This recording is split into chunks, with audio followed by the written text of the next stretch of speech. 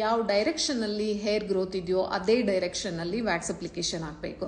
ಅದಾದಮೇಲೆ ರಿಮೂವ್ ಮಾಡೋ ಪಾರ್ಟ್ ಬಂದಾಗ ನಿಮ್ಮ ಸ್ಟ್ರಿಪ್ಪನ್ನು ನೀವು ಪ್ಲೇಸ್ ಮಾಡಾದ್ಮೇಲೆ ಅಪೋಸಿಟ್ ವೇನಲ್ಲಿ ತೆಗಿಬೇಕು, ಅಗೇನೆಸ್ಟ್ ವೇನಲ್ಲ, ಅಪೋಸಿಟ್ ವೇನಲ್ಲಿ ರಿಮೂವ್ ಮಾಡಿದ್ರಿ ಅಂತಂದರೆ ಹೇರ್ ಕಂಪ್ಲೀಟ್ ಆಗಿ ರಿಮೂವ್ ಆಗುತ್ತೆ, ಜೊತೆಗೆ ಲೆಸ್ ಪೇನ್ಫುಲ್ ಆಗಿರುತ್ತೆ, ಹಾಗೇನೆ ಯಾವುದೇ ಸೈಡ್ ಎಫೆಕ್ಟ್ ಕೂಡ ಇರೋದಿಲ್ಲ.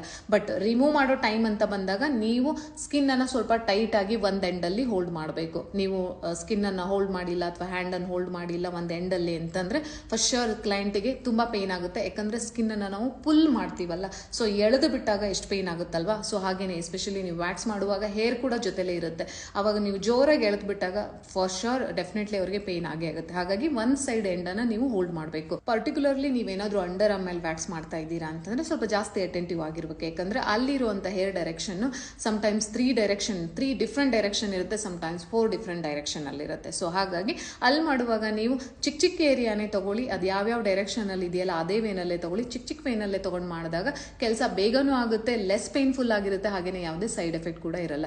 ಕೆಲವೊಂದು ಸಾರಿ ಏನ್ ಮಾಡ್ತಾರೆ, ಕೆಲವೊಂದು ಸ್ಟೂಡೆಂಟ್ಸು ಅವರು ಜಸ್ಟ್ ಅದು ರೂಟನ್ನು ಅಷ್ಟಾಗಿ ಸೀರಿಯಸ್ ಆಗಿ ತಗೊಳ್ದೇನೆ ಜಸ್ಟ್ ಅಪ್ಲೈ ಮಾಡ್ತಾರೆ, ಒಂದೇ ಸರಿ ತೆಗೆಕ್ಕೆ ಟ್ರೈ ಮಾಡ್ತಾರೆ. ಆವಾಗ ಈ ಥರ ಚಾನ್ಸಸ್ ಇರುತ್ತೆ, ಈ ಥರ ಪ್ರಾಬ್ಲಮ್ ಆಗೋ ಚಾನ್ಸಸ್ ಇರುತ್ತೆ.